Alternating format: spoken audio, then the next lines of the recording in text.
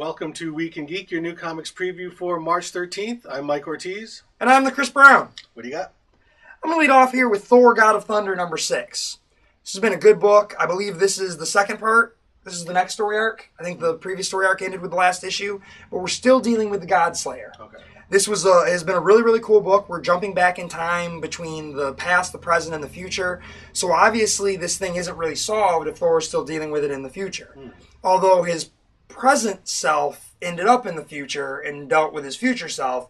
So all of this it's an interesting approach to time travel where it's all going on at the same time, seemingly.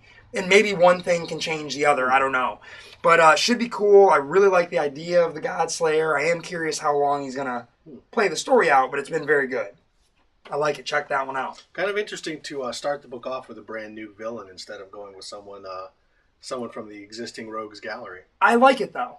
Introduce me to someone new. Yeah. Let's see how it plays out, and let's have a little fun. And if your Marvel Now is going to be Marvel New, then you got to do something new. Yeah. Otherwise, the Marvel Now is the same as the Marvel before. Yeah. And we're just waiting for the Marvel after. So I like that they're doing things that are different, and I enjoy that book. Next, I've got the Fearless Defenders. This is a pretty cool cover that kind of depicts a Danny Moonstar action figure. Nice. Looks kind of neat. And as we've already established, I have a crush on Misty Knight. So I'm going to read this book until it eventually gets canceled. Let's hope that doesn't happen. But the first issue was pretty good. I kind of liked it. It seems like this one's very late. Seems like it's been a while since I saw the previous issue. Maybe you just got used to the double shipping on every other Marvel book. That could be, because we're only on issue 2, where everything else, was on 8, 9, Age 6. of Ultron, issue 2 came out a week after issue 1. Yeah, right? Well, okay. So it goes. But I'm looking forward to that book. I really think it's a cool one. It's got Valkyrie, Danny Moonstar, Misty Knight. Then I'm looking at Star Wars number 3. This is that ongoing Star Wars book that takes place in between Star Wars and Empire Strikes Back. I like it so far. I think it's kind of interesting. There are a few things in the dialogue that I don't love, but that was my primary complaint with Brian Wood when he was doing Northlanders as well. His dialogue sometimes feels a little forced, but other than that, I like it. It's the characters I know. It's the characters I like. If I'm going to read a Star Wars book, this is what I want. And this is what they're giving me. So I like it. This has been a really, really popular book. It's been good. I think there's all that renewed interest once, once everybody feels, the evil George Lucas has been removed from Star Wars. And that's just, nerds complaining about stuff. Eventually they're going to complain about the next thing. Oh, yeah. But whatever. But there is this renewed excitement in Star Wars. And I like that. I'm glad for that. Then I've got Bloodshot number 9 by Valiant Comics. This should be leading up here to our Harbinger Wars, because that's all going to tie in. There's all the stuff that was going on with Project Rising Spirit. I believe Bloodshot 10 is where it's going to kick off the Harbinger Wars. It'll be in Harbinger Wars number 1, and then it'll be in Harbinger 11 and Bloodshot 10. So this has got to be leading up to it, I would imagine. He'd already, rescued those kids from Project Rising Spirit. So now, where are we going to go? What's going to happen? Is he going to collide with Pete Stanchek and the group, or are they going to, end up teaming up against Harada? I don't know. Then Archer and Armstrong number 8. This book is cool. I like it. The previous incarnation of it was fun. It was silly. I liked it. I didn't always love it. It was good. But this one here, it's just fun. They've got some really cool stuff going on. I like the way they introduced the Eternal Warrior, the way they introduced the Geomancer. The two characters, I think, are really fun, the way they've sort of introduced them, and now they're buddies. At first they set them up to be antagonistic, with each other. Now they're a team. And now we're introducing other things, other antagonists to push the story forward. And it's good. I like all that Valiant stuff. I think it's been great. I was talking to a couple of my retailer friends over the weekend. They said they're not selling it as well. And they said, you must be pushing that Valiant stuff. I said, I am, but it's good. Just have to get it in somebody's hands, and then they're going to continue to buy it. And that's what my guys have been doing. They haven't been buying it and then not buying the next issue. Keep buying it 'cause it's good stuff. Then we got Mars Attacks number 8. This is by John Layman, art by John McCree. This is, I can't really flip through it. Can't really do much. They've been putting all these cards in there. You do get a trading card, which they've been doing for the last 3 issues, I think. But this looks like maybe some kind of a Valentine's Day thing. There's a couple of dudes holding hands, or a dude and an alien holding hands. Fun book. I like John Layman's style. I think he's a really talented writer. I do get all of his stuff. Yeah, everything he's currently doing. Mm-hmm. And it sort of creeped up on me. We're like, oh, I'm just reading everything John Layman does. All right. But I like it. It's good. Here's another one that I'm really, really enjoying. The covers have been fun. The art's been great. The End Times of Brahmin Ben. You know, the previous issue, I'm a little not remembering how it ended. I remember reading the middle through, through to the middle. I think something distracted me. But essentially, you've got the rapture has happened. All those people, Kirk Cameron and all those other wackos have been raptured. They're all up somewhere else. Our main character here, it was an oversight. He shouldn't have been raptured, and he'd been sent back to Earth. So he decides he wants to be the Antichrist. And you've got people kind of partying, and, hey, all the goody two-shoes are gone. All right, let's party it up. A devil shows up on the door and was like, well, you can't really just run for Antichrist, but I'm going to help you. And so it's been cool. Everyone that I know that's been reading this book has really been enjoying it. That back cover is pretty funny. That's here's our main character running for the Antichrist. The Obama parody. Everyone's had an Obama parody at this point. Then we got Hoax Hunters number 8. We got lots of 8s. This book is written by Michael Morrissey and Steve Seeley, two friends of the show. Michael Morrissey's a great guy. Steve Seeley's really cool as well. It's cool stuff. I really like it. This looks like it's getting into gnomes. There's gnomes on the cover, and I've always been freaked out by garden gnomes anyway. I think they're just suspicious. I don't care for those little buggers. Yeah. Tiny men in pointy red hats. Can't trust it. Something wrong about that. Yeah, I mean, and they're even shiftier when they're blue. Smurfs. Only one of them wears the red hat, though. Yeah. Next up, this is one of my current favorites. I absolutely love this book, and this book is, I mean, it's hot as your kitchen oven there. We got Peter Panzerfaust number 10. This is a reimagining of the Peter Pan mythos set in World War II with an accurate depiction of the events of World War II. All of the battles, they're doing them right. In the very first story arc, they're trying to get to Paris because they think they'll be safe. Well, Paris wasn't safe, and it wasn't when they got there. We're basically, we've got a reporter, and I kind of like that whole idea. So many stories are told that way. Citizen Kane and so many other things. World War Z, a reporter comes to your doorstep and gets the story. And we're finding out what has happened to the Lost Boys through them as older men telling a story to this reporter about Peter. Wendy's in there, Wendy Darling's in there. We've just met Captain Hook. It's such a cool book. I absolutely love it. And again, this thing is tearing up eBay. People are just buying them up. It seems as though people are just buying them up to sell them. Take a minute and read it.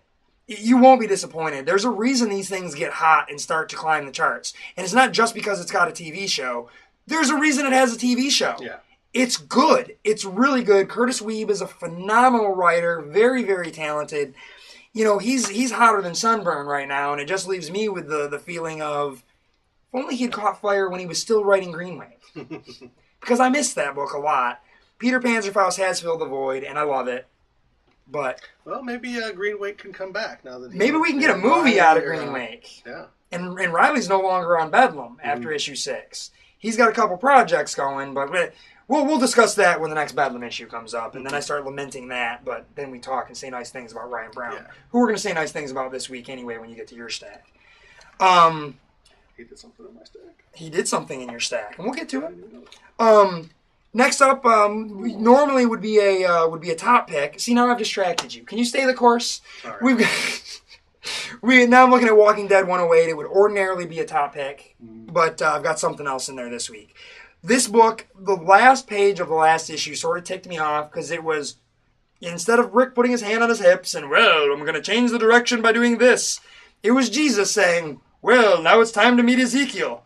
So there's been this guy the whole time and you haven't bought, cool, man, cool. It's a dreaded old black guy with a tiger who is the king. It's fantastic. I don't want to spoil too much fun, but man, this is the end of the current story arc. So we're going to get, this will be the trade, the next trade. Issues 103 through 108. Really good stuff. This is now going to push us to our next story arc. It was really, really good. I like this Ezekiel character. He seems like a cool dude. There's been another little plot element here. This is a good issue, and it was a very, very good way to end this arc and to push us to the next arc. Great stuff. Can't say enough good things about it. I was getting a little frustrated with that last issue.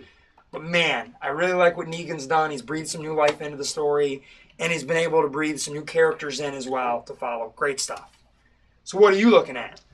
I'm going to start off here with Batman number 18.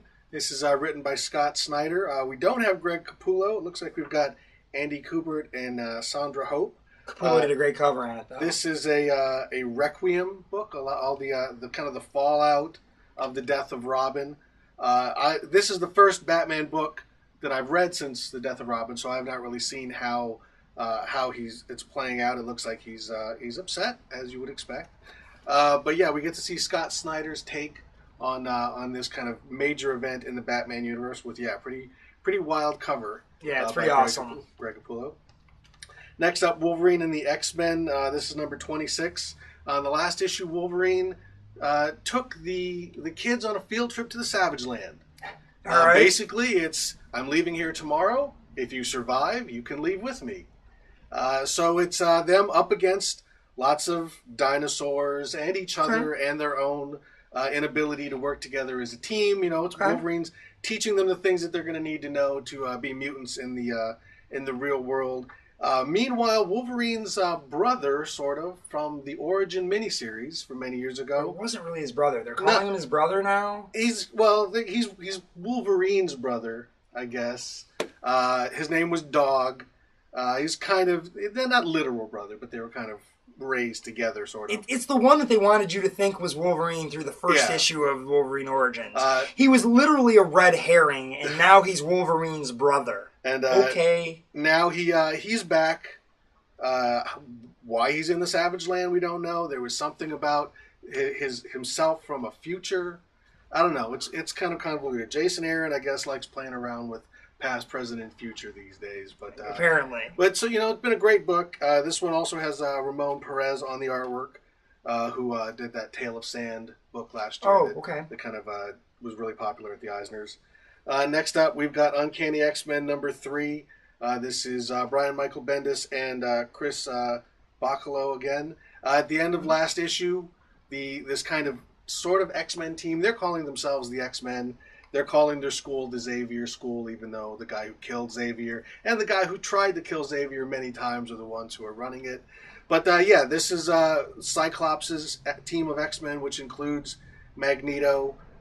They're going to hunt down mutants, much like the regular X-Men books have been doing. But apparently at the end of last issue, the Avengers show up. And this team is not quite ready for that conflict yet.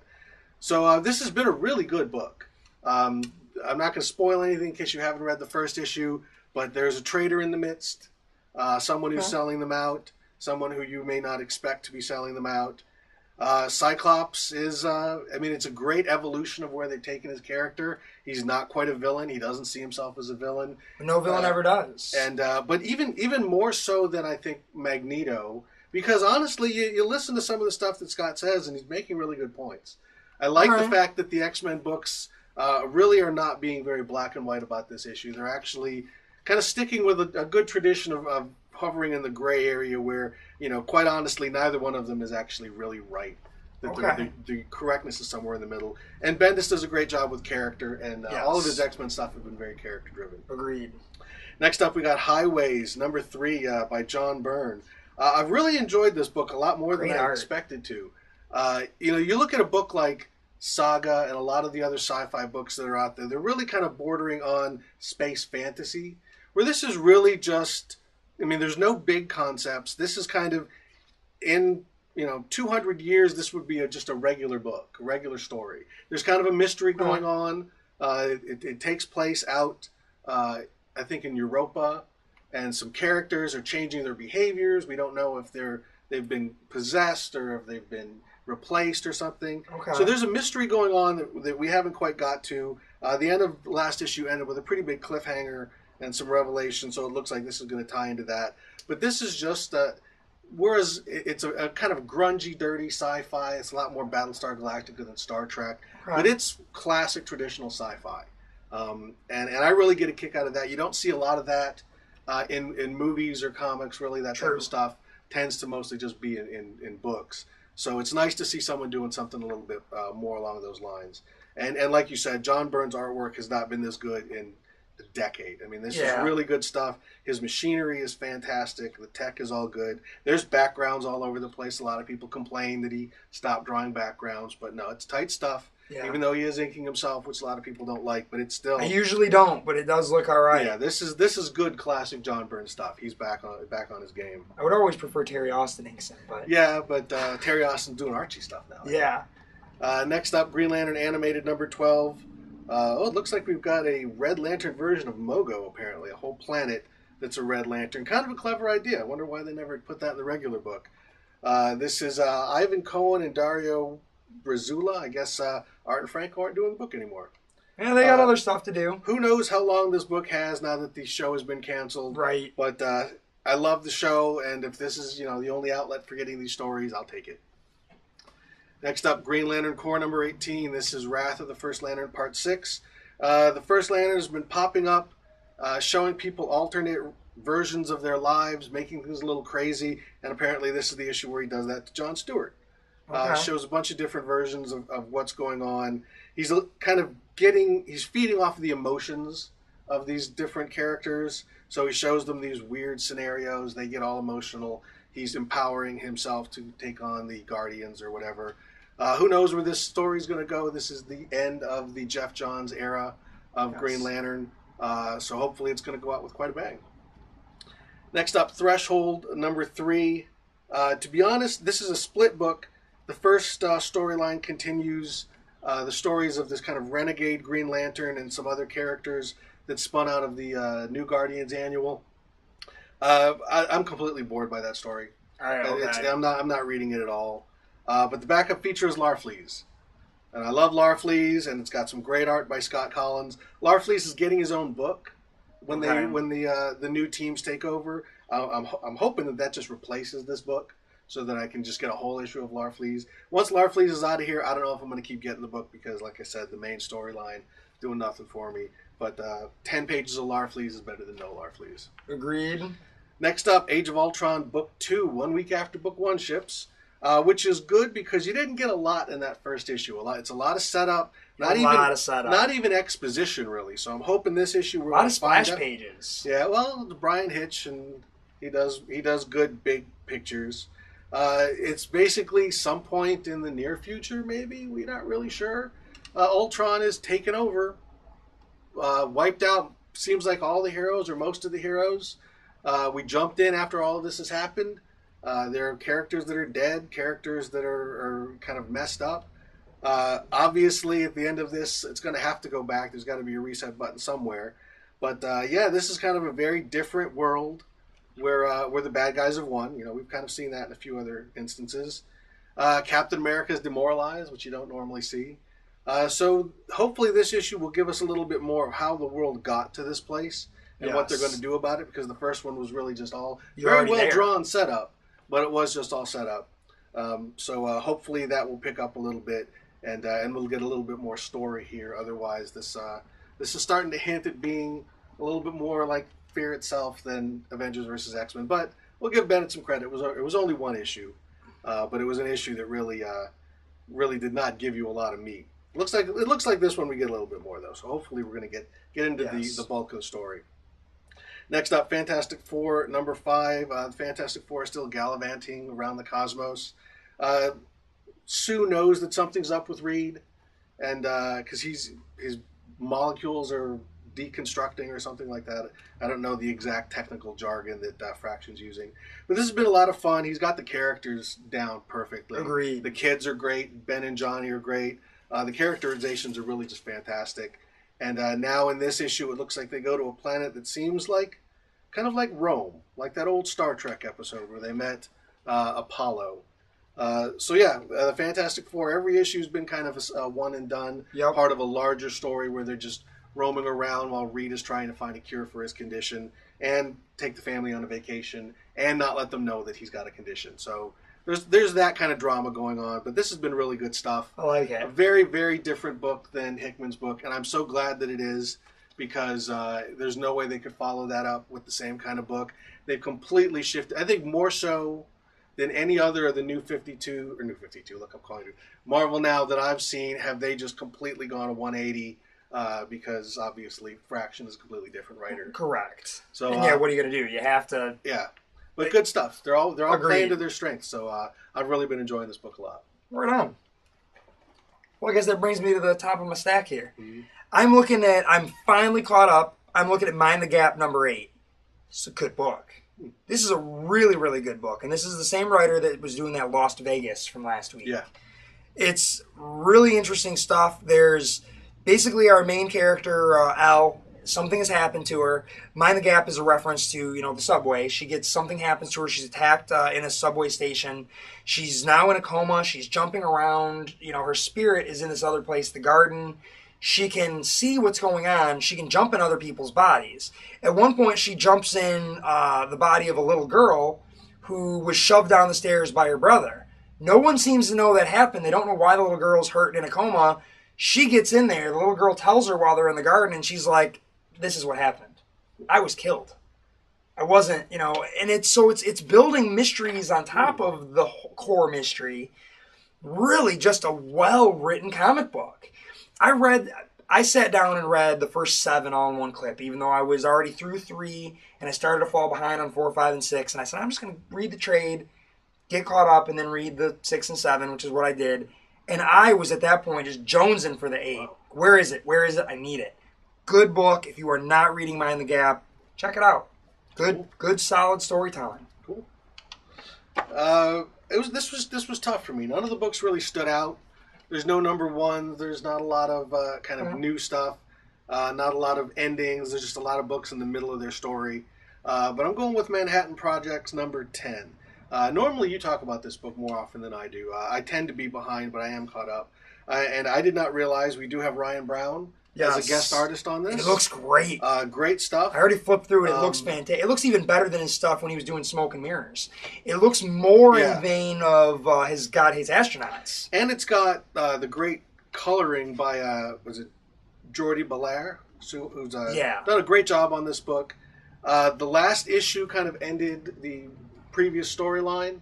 Yes. The presidents and the Freemasons and the Old Guard were trying to get rid of the scientists who were the usurpers taking over the new power behind the world, and they failed miserably. And the scientists are now running the show from the United States and the Soviet Union. They even got Kennedy involved. And so this issue, we're jumping back to tell some more of the story of Oppenheimer, who's really kind of, I think him and Einstein, in many ways he is. I'm digging Einstein more. Maybe it's just because the idea of seeing this really very mean and violent Albert Einstein, beating the hell out of people, and throwing them into empty space to watch them pop. Maybe because that's just so out of character for the Einstein you would expect. It's been so much fun. But Oppenheimer really is kind of the main character, and he'll kind of take a backseat for a little while and creep back in. This book looks like it's all about him and his multiple selves and multiple realities. And as you recall from the first issue, this Oppenheimer had an evil twin that ate Robert Oppenheimer. Yes. And it's crazy stuff. So now he's got all of his memories, and it seems like every time he eats someone, they're still with him. Yeah, telling he's him kind stuff. of these hallucinations. And stuff. But there's just big, weird, wild stuff in this book. It's a lot of fun. It really is. Just strange, big ideas, and Hickman's stuff can be a little dry. Yet here it really shows you he's got a great sense of humor too. And this issue was titled "Finite Oppenheimers." Yeah, nice. So good stuff. The cover there. It was like I said, it was a tough week to pick because nothing really jumped out. But then I just kind of decided, I haven't talked about this book enough in a while, so. There really is some great stuff this week. Manhattan Projects. Oh, yeah, but there's a lot of good stuff, but nothing that was kind of like a top standing out above the rest. Again, when something's in the middle of a storyline, it's the hardest to talk about because you've already talked about where it was and you don't know where it's going. Right, so that's true. It's kind of tough. But anyway, that's my top pick. Right on. Well, looks like we got a great week this week. That is your Week in Geek.